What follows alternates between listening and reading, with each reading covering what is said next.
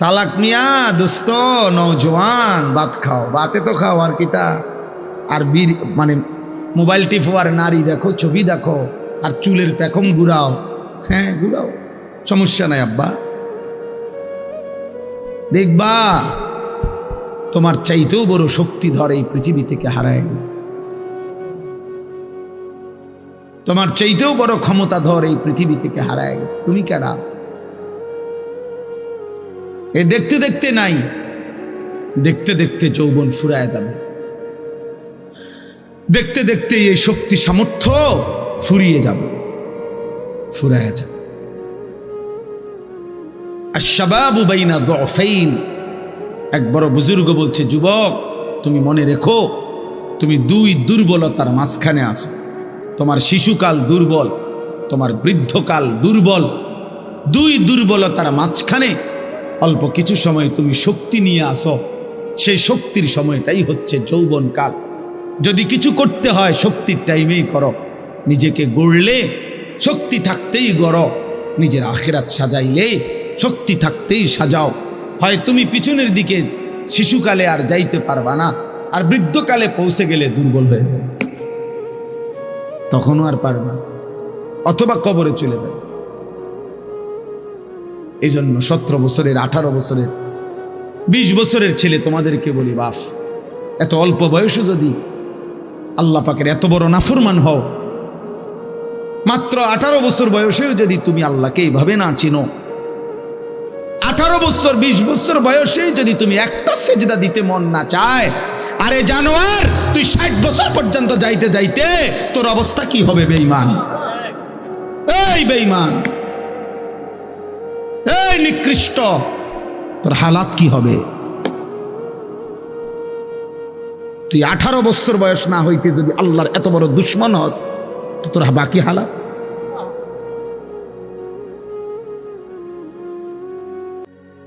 20 বছর না আইতেই যদি তুই এত নারী দেখে ফেলো, এত উলঙ্গ ছবি দেখো, জানোয়ার, বাকি জীবন তাহলে কি দেখবা? হাইওয়ান বলো,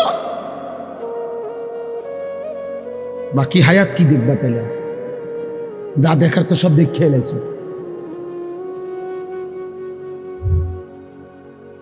এরপরে কি করবা? এত কম বয়সে এত নারী,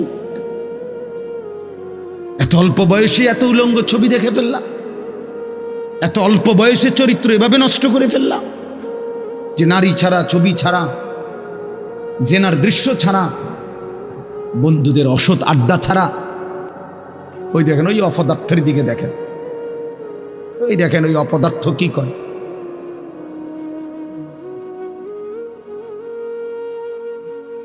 এই জন্য বললাম ভাই, ভাবতে শেখো বাবা, বাকি হায়াত কি করবে, বাকি হায়াত কেমনে চলবে? তাইলে এত কম বয়সে যদি কেউ এত চরিত্রহীন হয়, তার সামনের হালাতটা কি বলে? 40 বছর পুষতে পুষতে তার অবস্থা কি হবে? 60 বছর, 365 দিন, যে কোনো দিন খোদার 1 বছরে ফজরের নামাজ পড়ে নাই, পরে আর আল্লাহ মনে করাই দিবে কে? হ্যাঁ বুঝো নাই ভাইয়া? 1 বছর যারে আল্লাহ ভুলাই গেল, তো তোমার আর মনে করাবে কি? কে আছে তোমার এরপরে? আর যে সময় তোমার মাথার উপরে বাবা দাদা তাদের ছায়া আছে, তখনই যেহেতু তুমি আল্লাহ ভুলে গেছো, তো যখন তোমার বাপ মরে যাবে, দাদা মরে যাবে, মা মরে যাবে, তখন তোমারে আল্লাহর কথা মনে করাই দিবে কে? তোমারে আখিরাত মনে কর।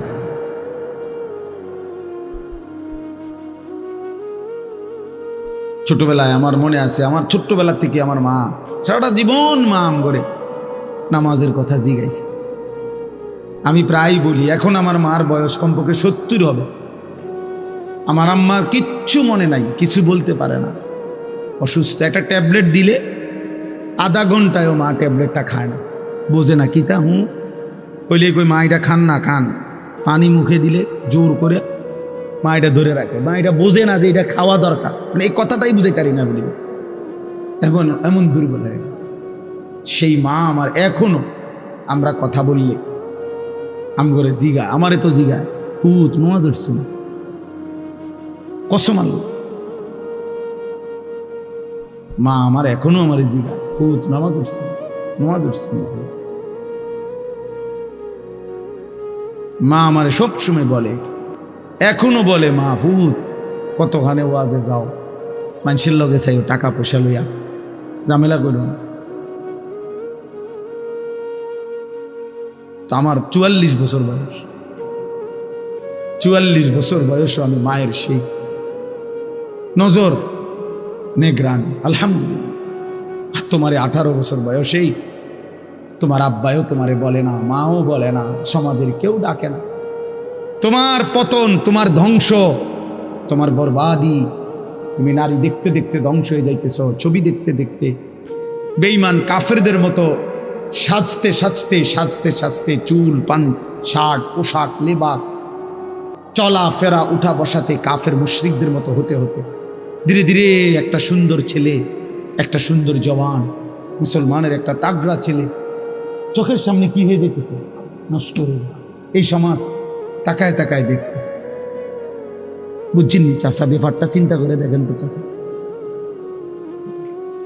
বিষয়টা কি ভাইয়া? একটা ছেলে বলো বাপ, কেউ তোমারে ডাকে না, কেউ তোমারে ফেরায় না, কেউ তোমার এই অব্যাহত গুনাহ অশ্লীলতা বেহায়াপনা থেকে কেউ টানিয়া ধরতেছে না, ফেরাইতে চাচ্ছে না। আহা, মনে হয় যেন চোখের সামনে জাহান্নামের আগুনের দিকে যাচ্ছে, ধাও ধাও আগুনের দিকে, সবাই যেন দেখতেছে ঠিক আছে আগাও চল। আল্লাহ তাআলা বলেন, আল্লাহ বড়ই ক্ষমতাবান, প্রতিশোধ গ্রহণকারী। যুনতিকাম শব্দের অর্থ হলো প্রতিশোধ গ্রহণকারী।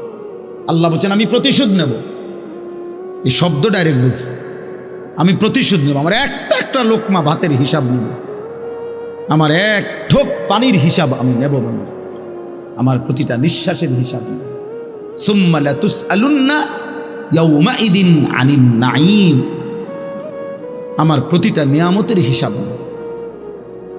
এজন্য প্রিয় বন্ধু আমার, বাপ আমার, দয়া করে আল্লাহর ওয়াস্তে বাবাদেরকে বলি, যুবক ছেলে তোমাদেরকে বলি, আমাকেও বলি, আমরা সবাই মিলে আল্লাহর দিকে ফেরা দরকার। কার দিকে? একটা ছেলে হইলেও মাইনো ভাইয়া নষ্ট করে দিও। এই ভাই, প্রিয় কিশোর মনে রাখো, নিজের ভালো কুত্তাও বোঝে। একটা কুকুররে যদি কেউ লাঠি আলগি দেয়, এই কুত্তাটাও ওটা বোঝে যে এটা দিয়ে আমারে যদি বাড়ি দেয় আমার ক্ষতি হবে, এই জন্য কুত্তায় দৌড় মারে, ঠিক না? তাহলে নিজের কমপক্ষে নিজের ভালো,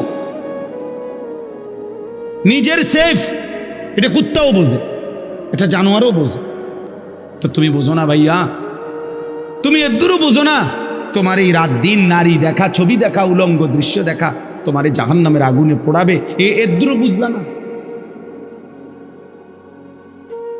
তোমার এই লাগাতার নামাজ না পড়া এই জীবন যে তোমার শেষ পর্যন্ত জাহান্নামে নিবে, এদুরও বুঝলা না? হায় হায় হায় হায়, নিজের ভালোটাই তো কমপক্ষে বুঝলা না। কেমনে বললে বুঝবা? আমি তো আমার সবটুকু চেষ্টা করি, আমার জিন্দিগির ফিকির এটা মিশন, কিশোর যুবক ছেলে বদলাবে, ওরা দিনদার হবে, ওরা সেজদা দিবে আল্লাহকে। এক যুবক যখন সেজদা দেয় তো আল্লাহ তাআলার আরশ নড়ে ওঠে। আল্লাহ তাআলা আরশ আজিম থেকে বলে, যুবক আমার সেজদা দিলি, যা আমি ওয়াদা দিলাম তোরে এই আরশের নিচে ছায়া দেব। তুই আসবি যুবক হাসরের ময়দানে, আমি তোরে আরশের নিচে ছায়া দেব। শাবুন নাশাআ ফি ইবাদাতিল্লাহ, নবীজি বলেন যে যুবক তার যৌবন কালটা আল্লাহর ইবাদতে বেড়ে উঠছে, আল্লাহ রাসূল সাল্লাল্লাহু আলাইহি ওয়াসাল্লাম বলেন আল্লাহ তাআলা তাকে আরশের নিচে ছায়া দেন। ইউযিল্লুহুমুল্লাহু ফি যিল্লিহি, আল্লাহ নিজের আরশের ছায়ায় ছায়া দেন। সুবহানাল্লাহ। এজন্য যুবকের সেজদা বড় দামি সেজদা, নওজোয়ানের সেজদা বড় দামি সেজদা। এজন্য তোমরা হিম্মত করো, রাগ হইও না বাপ। আমি বললাম আমি ফেরাইতে চাই, এই জন্য আমি একটু শক্ত, নাহলে আমি তো আর এমন না যে এই কারণে সেতায় কতক্ষণ দমকাই ফেললাম। এ তো ঝগড়ার জন্য না। আমার এই মাকসাদই হলো তুমি কেন সেজদা করবা না, নামাজ কেন পড়তা? কমপক্ষে এটা তো বোঝা উচিত যে আমি আল্লাহর সাথে আমার রাগ কিসের। এটা তো কোনো যুক্তিতে ভাই একেবারে সামান্য বিবেক যদি থাকে, আল্লাহর সাথে রাগ করব কেন? তিনি আমার সব কিছু দিছেন, ঠিক না? আল্লাহ আমার সমস্ত প্রয়োজন পূরণ করতেছেন, যে আমারে সব দিল এবং আমি ডাকলেও দেয় না ডাকলেও দেয়, এমন মালিক আমি পাবো কোথায়? মা গাররাকা বিরব্বিকাল কারীম। আল্লাহ বলে, বান্দা বলো না এমন মেহেরবান মাওলা, আমার মতো দয়ালু রব থেকে কে তোমারে ধোঁকা দিল? এমন মালিক কই পাবা বান্দা? এমন মনিব কই পাইবা? কই পাইবা? হাদিসে আছে নবীজি সাল্লাল্লাহু আলাইহি সাল্লামকে আল্লাহ তাআলা বলছে, বন্ধু আমার কোনো বান্দা যদি 90 বছর পরেও জীবনের সব গুনাহ ছেড়ে দিয়ে আর করবে না ওয়াদা দিয়ে, 90 বছর বয়সেও যদি রাতের অন্ধকারে কোনো দিন চোখের পানি ফেলে, এক ফোঁটা চোখের পানি ফেলে গুনাহ ছেড়ে দিয়ে আর করবে না ওয়াদা দিয়ে আমার কাছে যদি মাফ চায়, দোস্ত আমি ওয়াদা দিলাম, কসম বন্ধু, আমি এমন 90 বছরের বুড়া তার গুনাহ সব মাফ করে দেব।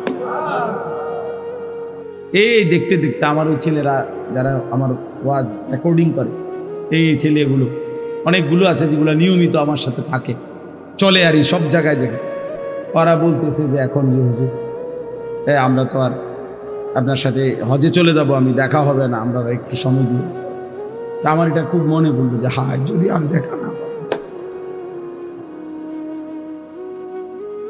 যদি আর কোনো দিন বলার সুযোগ না হয়।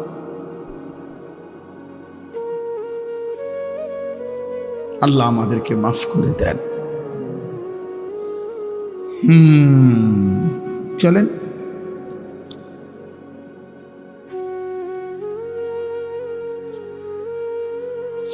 এই জন্য যুবক ছেলেরা বলো ইনশাআল্লাহ, হিম্মত করো যে নামাজ পড়বানি ভাই ইনশাআল্লাহ। ছেলেরা বলো, ছেলেরা তোমরা বলো ভাই, বলো ইনশাআল্লাহ। আগামী দিনে সেজদাওয়ালা যুবক লাগবে, বিশ্বাস। কুল ইয়া ইবাদিয়াল্লাযীনা আসরাফু আলা আনফুসিহিম লা তাকনাতু মির রাহমাতিল্লাহ। রব্বুল আলামিন বলেন, বন্ধু বলেন, ও আমার বন্ধু আপনি বলে দেন, হে আমার বান্দা, আল্লাহ বলতেছেন আমার বান্দা শোনো না, তোমরা যারা এই পরিমাণ গুনাহ করেছো যে নিজের জীবনটাকে জুলুম করে শেষ করে ফেলেছ, জীবনে বলতে কোনো নেকি নাই, ডানে বামে কোনো নেকি নাই, গুনায় গুনায় ভরা জীবন তোমাদের পুরা ডুবে গেছে। আল্লাহ বলেন বান্দা, গুনার সমুদ্রেও যদি হাবুডুবু খাও, সেখান থেকেও যদি কোনোদিন আমি আল্লাহকে মনে পড়ে, তাইলে যদি গুনাহ ছেড়ে দিয়ে আর কোরবানা ওয়াদা দিয়ে আমি আল্লাহর দিকে এক কদম ফিরে আসো বান্দা। আর যদি বলো মাওলা জীবনভর আমি আপনাকে নারাজ করেছি, আর করব না মাওলা, আপনার নাফরমানি করব না মাওলা, আমি তওবা করলাম মাওলা, গুনাহ ছেড়ে দিলাম। আল্লাহ বলেন লা তাকনাতু মির রাহমাতিল্লাহ, আমার গুনাহগার নাফরমান বান্দা, আমি আল্লাহর রহমত থেকে নিরাশ হইও না বান্দা।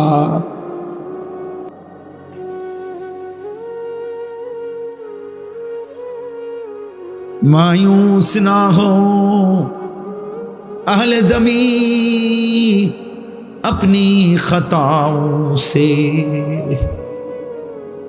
तकदीर बदल जाती है मुदतर की दुआओं से। আল্লাহ বলে বুজুর্গানে দিন শেরের মধ্যে বলছে এটা, হে আল্লাহর বান্দা জীবনের সব গুনাহগুলো নিয়েও তুমি নিরাশ হইও না, মায়ুস না হো, মায়ুস মানে নিরাশ, মায়ুস না হো আহলে জমিন, হে জমিনওয়ালা নিরাশ হইও না, अपनी खताओं से, নিজের গুনাহের কারণে। চোখের পানি ফেলো বান্দা, ডাকো তোমার আল্লাহকে। তকদীর বদল जाती है মুদতার কি দুআও সে। কোন অক্ষম অসহায় বান্দা যদি চোখের পানি ফেলে আল্লাহর কাছে দোয়া শুরু করে, তো আল্লাহ তার আযাবের সিদ্ধান্ত বদলে দেয়, বদলেই দেয়। আল্লাহ আমাকেই মাফ করে দেন।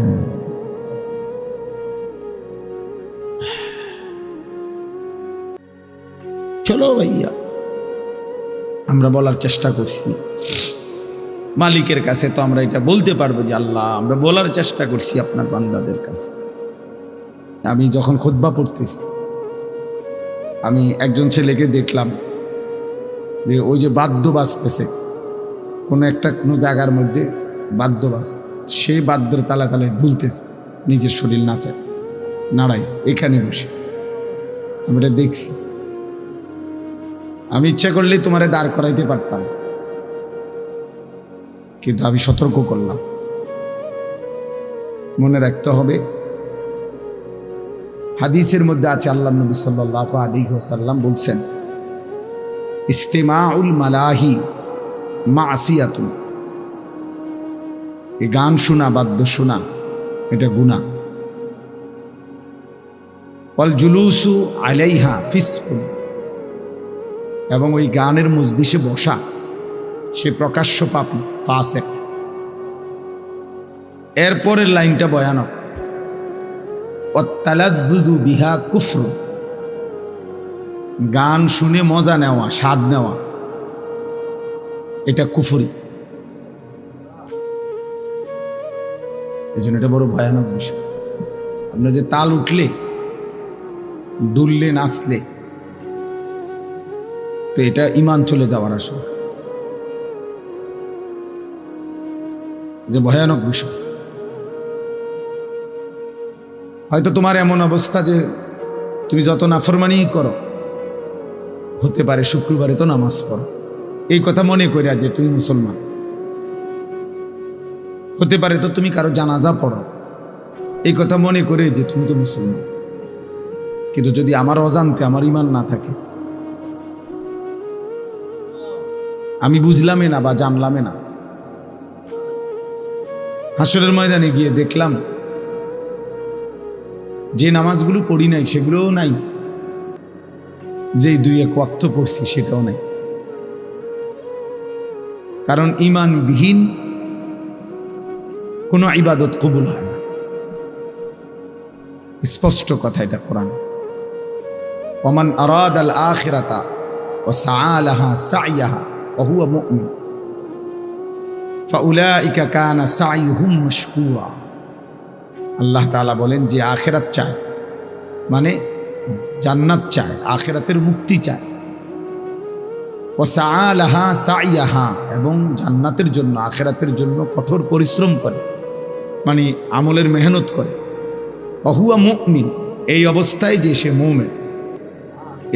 এইটা বলে নিছে ঈমান অবস্থায় যদি আখিরাতের আশায় কেউ সর্বোচ্চ মেহনত করে, ফাউলাইকা কানা সাইয়ুহুম মাশকুরা, আল্লাহ তাআলা বলেন তাহলে তার সমস্ত চেষ্টা কৃতজ্ঞতার উপযুক্ত, অর্থাৎ প্রতিদান পাওয়ার উপযুক্ত। তাহলে শর্ত হলো ওয়াহুয়া মুমিন, সেই ইমানদার হইতে হবে। ঈমান জরুরি। কোরআনুল কারীম আল্লাহ বলছে, ইয়া আইয়ুহাল্লাযীনা আমানু কুতিবা আলাইকুমুস সিয়াম, হে মুমিন তোমাদের উপরে রোজা ফরজ করা হয়েছে। তার মানে নাফরমানের উপরে না, বেঈমানের উপরে না। ঈমান জরুরি, ঈমান জরুরি। এভাবে সমস্ত আমলের ক্ষেত্রে আল্লাহ তাআলা ঈমানকে শর্ত করেছে।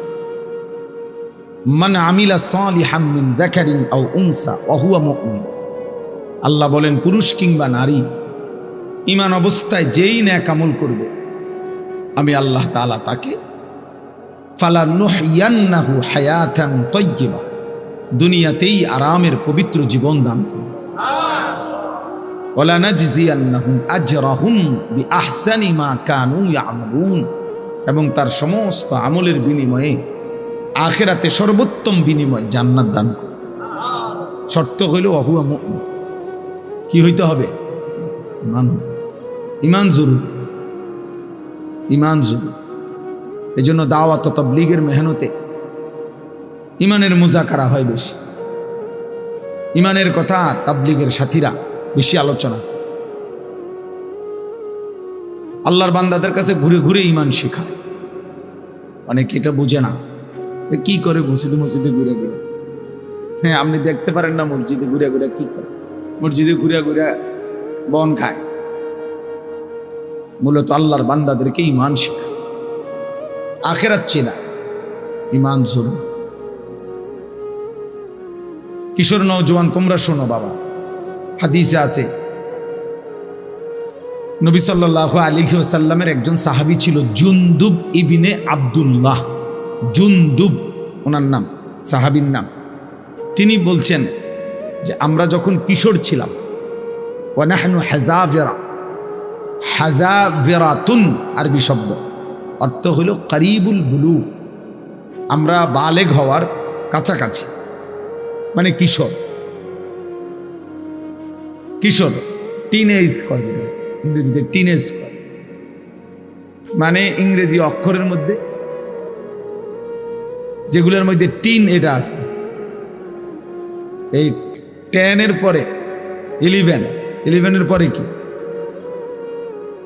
এরপরে এই 13, 14, 15, 16, 17, 18, 19, এই যে টিন, এরাই টিনেজ, কিশোর। তো তিনি বলেন আমরা কিশোর ছিলাম। তো এই সময় আমরা কয়েকজন কিশোর যুবক, কিশোর বয়সী ছেলে, ওই সাহাবী বলতেছেন আমরা নবীজি সাল্লাল্লাহু আলাইহি সাল্লামের কাছে কিছুদিন থাকলাম। নবীজির কাছে থেকে কি করলাম এই ছোট বয়সে, কিশোর বয়সে? তো তিনি বলেন ফাতাআল্লামনাল ঈমান, আমরা এই কিশোর বয়সে নবীজির কাছে থেকে অবস্থান করে ঈমান শিখলাম। ফাতাআল্লামনাল ঈমানা, এজন্য দোস্ত ঈমান শিখতে হয়, মুসলমান হইতে হয়, মুমিন হইতে হয়। এমনি শুধুমাত্র লা ইলাহা ইল্লাল্লাহ এই বাক্যটা মুখস্থ জানলে যথেষ্ট না। এটা তো একটা বাক্য, কালেমা ঈমানের, এটা দরকার, এটা বাধ্যতামূলক। কিন্তু শুধু এই বাক্যটা জানা, বলা, এটা মুখস্থ থাকা, এটাই যথেষ্ট নয়। নবীজি সাল্লাল্লাহু আলাইহি ওয়াসাল্লাম বলছেন, একেবারে সব হাদিসের কিতাবে আছে, আল ঈমানু বিদউন ওয়া সাবউনা শু'বা, ঈমানের 70টার চাইতে বেশি ডালপালা রয়েছে, শাখা প্রশাখা। মোবাইল নামান, মোবাইল নামান, আসেন আবার মিয়া, বলছি না আমি, ভালো না লাগবে চলে যান।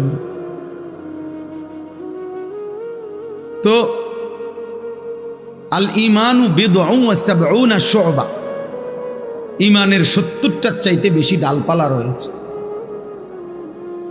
নবী সাল্লাল্লাহু আলাইহি ওয়াসাল্লাম বলছেন। তো মুহাদ্দিসিন উলামায়ে কেরাম ব্যাপক গবেষণা করে বের করছেন ঈমানের মোট শাখা প্রশাখা হলো ৭৭টা। কয়টা? ঈমানের ৭৭টি শাখা প্রশাখা। তো নবীজি সাল্লাল্লাহু আলাইহি ওয়াসাল্লাম বলেন ফাআফদালুহা কাউলু লা ইলাহা ইল্লাল্লাহ, এই ৭৭টি শাখার মধ্যে সবচেয়ে বড় ডাল, সবচেয়ে বড় শাখা, প্রধান শাখা, যে আমরা লিখছেন কেন্দ্রীয় জামে মসজিদ, মনে করেন কেন্দ্রীয় শাখা মানে প্রধান শাখা, মেইন ডাল, লা ইলাহা ইল্লাল্লাহ এই বাক্য বলা। তাহলে তো ৭৭টা শাখার একটা প্রধান শাখা হইল কি? এই কালেমার। তো বাকি ৭৬টা বলো ভাইয়া, ছেলেরা বলো, বাবা তুমিও বুঝো আমিও বুঝি যে তুমিও মরে যাবে, আমিও মরে যাব। এটা সহজ কথা দোস্ত, তোমারও শেষ আছে, আমারও শেষ আছে। হাসলেও মরে যাবা, কাঁদলেও মরে যাবে, এটা সবাই আমরা বুঝি। আমরা যে আল্লাহ তাআলার কাছে ফিরব এ ব্যাপারে সবাই আমরা বুঝি। তো কাজে আমরা যেহেতু এই সাইড প্রত্যেকেই বুঝতে চেষ্টা করি, আমার একটা নিজস্ব দুনিয়ার চিন্তা চেতনা আছে, আমি পড়ালেখা করব, চাকরি করব, ব্যবসা করব, বিদেশ যাব, যেটাই হোক একভাবে না একভাবে আমরা নিজেকে নিজে নিয়ে ভাবি কেমনে আমার দুনিয়া চালানো যায়, কেমনে আমার জীবন গড়া যায়। তাহলে একজন বিবেক হিসাবে, বুদ্ধিমান হিসাবে, যেহেতু দুনিয়া আমারই অংশ, তো আখেরাত তো আমারই অংশ, তো উচিত দুইটা একসাথ করা। দুইটা একসাথ করলেই তো ভালো। এটা তো একটা সহজ কথা, সহজ কথা। আমি আজকে প্রায় আমি হজে যাব, আমার বুধবার দিন ফ্লাইট ইনশাআল্লাহ। তাইলে আমি আজকে প্রায় বাসার জন্য কোরবানির বাজার সাজার প্রায় 20-30 হাজার টাকার বাজার করছি। তো বাজারও করলাম, তো আমি আবার মাহফিলও আইসা আসরের নামাজের পরে আমার ব্রাহ্মণবাড়িয়া শহরে বয়ান ছিল, সেখানেও আইসা আমি আসরের জামাত ধরছি, জামাত পড়ে ওর আবার বয়ানও করছি। তাহলে এইটাও আমার কাজ, সংসারের বাজার করে দেওয়া, ওইটাও আমার কাজ। তা আমি ওই হিসাব করে উঠছি, যে হিসাব করলে আমি বাজারও শেষ করতে পারবো, আবার কুমিল্লা ক্যান্টনমেন্ট থেকে গিয়া ব্রাহ্মণবাড়িয়া আসরের নামাজ ধরতে পারবো। আমার কাজ এটা। আমি এখানে আসতে হবে, আমার তাড়াহুড়া। আমি ছিলাম সেই বেড়তলা ব্রাহ্মণবাড়িয়া বিশ্ব রোডের কাছে,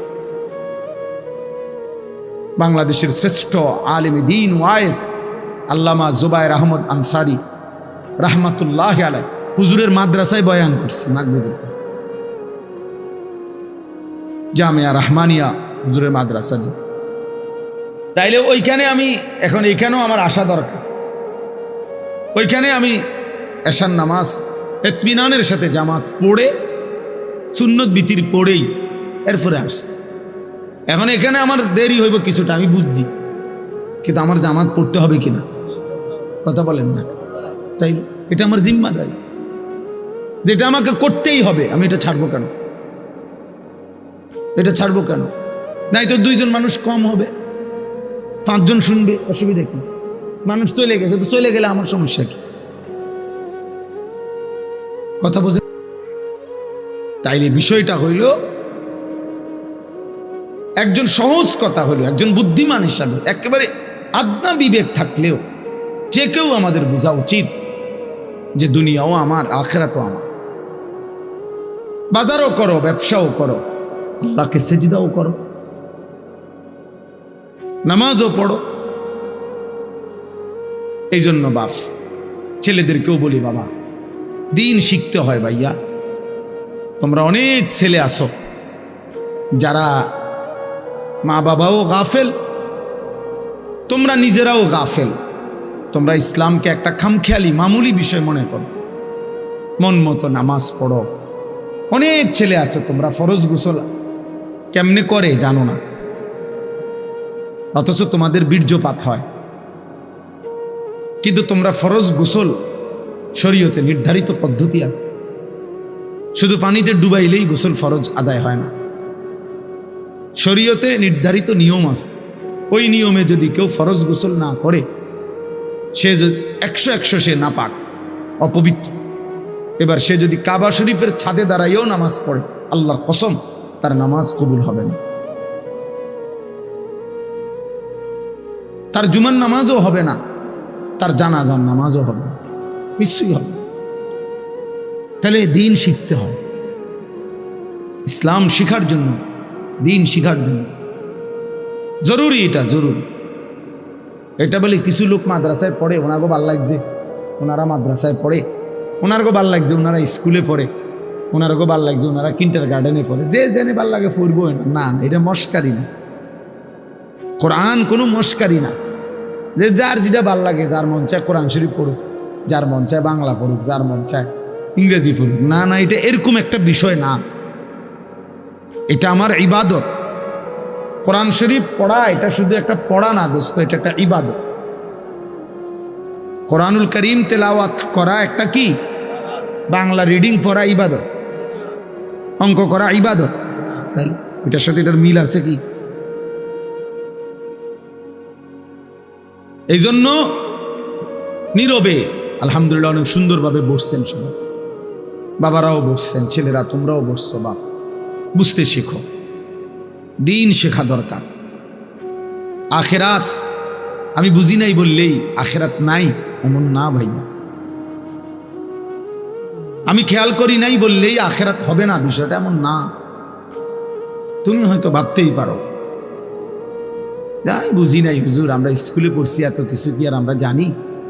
বুঝতে এই সমস্ত এই সামান্য কথায় আখেরাত টিকবে না। অনেক চাচারা আছেন, আপনারাও বলেন হুজুর আমরা গ্রামের মানুষ, মূর্খ সুরক্ষ মানুষ, আমরা এত কিছু টোয়াইলি কি আর ওই বলি, আমরা কি আর পারব না? এই সমস্ত কথা বললে খোদার কসম বাবা আখেরাত টিকবে না। হাসরের ময়দান ফাইজলামির জায়গা না, আপনার মস্কারি না, এটা সাদওয়ান না। আপনি গপ মারবেন বইয়া বইয়া, ফালতু কথা বলবেন, মস্কারি করবেন, জি না। 60 বছরেও যে মুসলমান হয়েও নিজের নামাজ সুন্দর করে নাই, 10টা সূরা শুদ্ধ করতে পারে নাই, ওই জিন্দিগি বদনসিব, দুর্ভাগা জীবন। ওই চাচাও বদনসিব, ওই দাদাও বদনসিব, বেটা দুর্ভাগা মানুষ। এটা জীবনটারে বাদ কতগুলো পান সুপারি বন বিড়ি চা বিস্কুটের মধ্যে শেষ করে দিয়েছে, তামাশা করছে, জিন্দিগিকে তামাশা করছে। মনে করছে মোল্লা মুন্সিরা এরকম কত কথায় কয়, মারতো না চাই না, মারতেন না, আমনও মারতেন না, অসুবিধা না। হ্যাঁ আপনি বাতে তো খান, আমরা বাতে খাই, আমরা তো আর শুধু বন খাই না, ভাত খাই, এই দুনিয়া পার হইতেছি। আখিরাতে দেখবেন এই মস্কারির পরিণতি কি। তাকাদু তামাইয়াজু মিনাল গাইজ কুল্লামা উলকিয়া ফিহা ফাওজুম সাআলাহুম খাজানাতুহা আলাম ইয়াতিকুম নাযীর। রব্বুল আলামিন বলে জাহান্নামীকে যখন জাহান্নামে ফেলা হবে, জাহান্নামের ভীষণ আগুনে টকবক করবে, প্রচন্ড জাহান্নামের গর্জন আওয়াজ শোনা যাবে, আর জাহান্নামের ভীষণ চিৎকারে জাহান্নামের ফেরেশতারা তখন তাকে ডাক দিয়ে বলবে আলাম ইয়াতিকুম নাযীর। জাহান্নামের ফেরেশতা বলবে নাফরমান চিল্লাও কেন, তোমারে কি কেউ কোনো আল্লাহর ভয় দেখায় নাই? আলাম ইয়াতিকুম নাযীর, কোন ভয় প্রদর্শনকারী বান্দা কি তোমার কাছে আসে নাই? ক্বালু বালা, জাহান্নামী তখন বলবে হ্যাঁ, কাদ জাআনা নাযীর, হ্যাঁ ফেরেশতা আমার কাছে আল্লাহর পক্ষ থেকে ভয় প্রদর্শনকারী বান্দা এসেছিল। কত ইমাম সাহেব, কত আলেম ওয়াইজ, কত বক্তা, কত আউলিয়া, কত বুজুর্গ, কত নেককার মানুষ আমারে বারবার বলেছিল ফাকাদ্দাবনা, আমি মিথ্যা মনে করেছিলাম। ওয়াকুলনা মা নাজ্জালাল্লাহু মিন শাই, আমি বলছিলাম এগুলো আল্লাহ নাজিল করে নাই। ইন আনতুম ইল্লা ফি দালালিন কাবীর, আমি আরো বলেছিলাম তোমরা মোল্লা মৌলবীরাই বড় বেশি ভুলের মধ্যে আছো। সরাসরি কোরআন শরীফের তরজমা। অকালু লাউ কুন্না নাসমাউ আও নাকিলু মা কুন্না ফি আসহাবিস সাঈর। আল্লাহ বলেন জাহান্নামী বলবে ফেরেশতা, সেদিন দুনিয়ার জমিনে যদি একটু বুঝতাম অথবা একটু শুনতাম, তাহলে আজকে আমরাও জাহান্নামী হতাম না।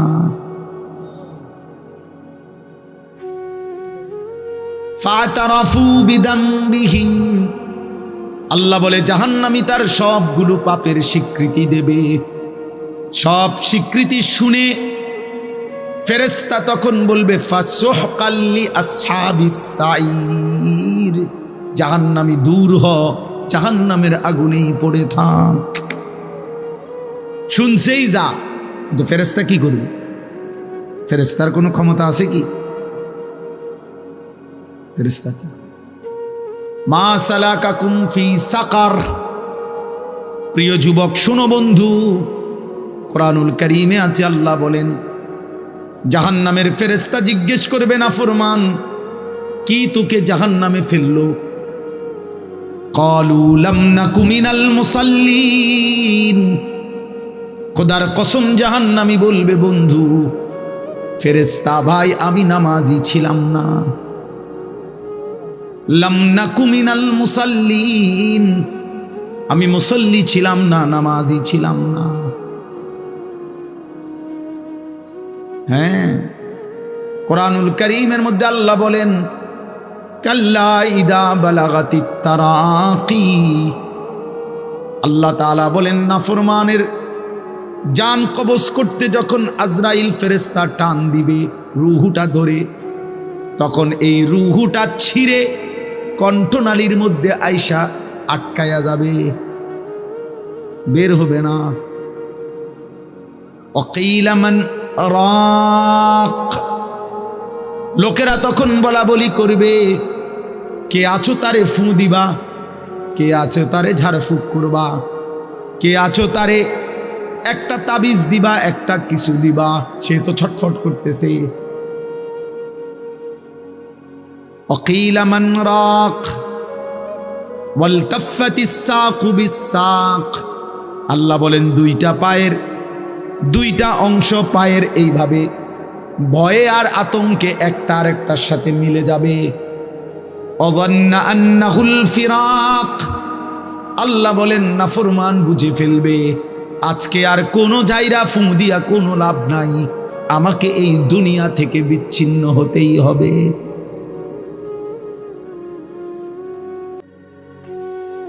অযন্না আন্নাহুল ফিরাক। রব্বুল আলামিন বলেন এভাবে ছিন্ন করে রুহুটাকে ছিঁড়া কেন, জাহান্নামীকে কেন জান কবজ করা হলো? তো আল্লাহ নিজে বলেন ফালা সাদ্দাকা ওয়ালা সাল্লা। এই নাফরমান আমি আল্লাহর কথা সত্য মনে করে নাই, আর ওয়ালা সাল্লা এবং নামাজ আদায় করে নাই। এই জন্য হ্যাঁ চালাক মিয়া দোস্ত নওজোয়ান ভাত খাও, ভাতে তো খাও আর কিতা, আর বীর মানে মোবাইল টিপো আর নারী দেখো, ছবি দেখো, আর চুলের পেখম ঘুরাও। হ্যাঁ ঘুরাও, সমস্যা নাই আব্বা, দেখবা তোমার চাইতেও বড় শক্তিধর এই পৃথিবী থেকে হারায় গেছে, তোমার চাইতেও বড় ক্ষমতাধর এই পৃথিবী থেকে হারায় গেছে। তুমি কেডা? এ দেখতে দেখতে নাই, দেখতে দেখতে যৌবন ফুরায় যাবে, দেখতে দেখতে এই শক্তি সামর্থ্য ফুরিয়ে যাবে, ফুরায় যাবে। আশ-শাবাবু বাইনা দু'ফাইন। এক বড় বুজুর্গ বলছে যুবক তুমি মনে রেখো তুমি দুই দুর্বলতার মাঝখানে আছো। তোমার শিশুকাল দুর্বল, তোমার বৃদ্ধকাল দুর্বল, দুই দুর্বলতার মাঝখানে অল্প কিছু সময় তুমি শক্তি নিয়ে আসো, সেই শক্তির সময়টাই হচ্ছে যৌবনকাল। যদি কিছু করতে হয় শক্তির টাইমেই করো, নিজেকে গড়লে শক্তি থাকতেই গড়ো, নিজের আখিরাত সাজাইলে শক্তি থাকতেই সাজাও। হয় তুমি পিছনের দিকে শিশুকালে আর যাইতে পারবা না, আর বৃদ্ধকালে পৌঁছে গেলে দুর্বল হয়ে যাবে, তখনও আর পারবা, অথবা কবরে চলে যাবে। এই জন্য 17 বছরের 18 বছরের 20 বছরের ছেলে তোমাদেরকে বলি বাপ, এত অল্প বয়সে যদি আল্লাহ পাকের এত বড় নাফরমান হও, মাত্র 18 বছর বয়সেও যদি তুমি আল্লাহকে এইভাবে না চিনো, 18 বছর 20 বছর বয়সেই যদি তুমি একটা সেজদা দিতে মন না চায়, আরে জানোয়ার তুই 60 বছর পর্যন্ত যাইতে যাইতে তোর অবস্থা কি হবে? বেঈমান, এই বেঈমান, সবচেয়ে নিকৃষ্ট, তোর হালাত কি হবে? তুই 18 বছর বয়স না হইতে যদি আল্লাহর এত বড় দুশ্মন হস, তো তোর বাকি হালাত।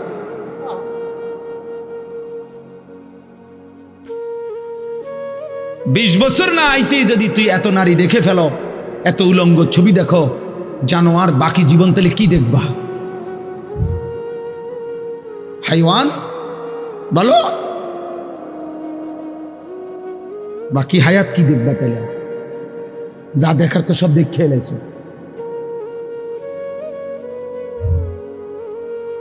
এরপরে কি করবা?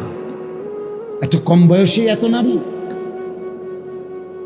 এত অল্প বয়সে এত উলঙ্গ ছবি দেখে ফেললাম, এত অল্প বয়সে চরিত্র এভাবে নষ্ট করে ফেললাম যে নারী ছাড়া, ছবি ছাড়া, জেনার দৃশ্য ছাড়া, বন্ধুদের অসৎ আড্ডা ছাড়া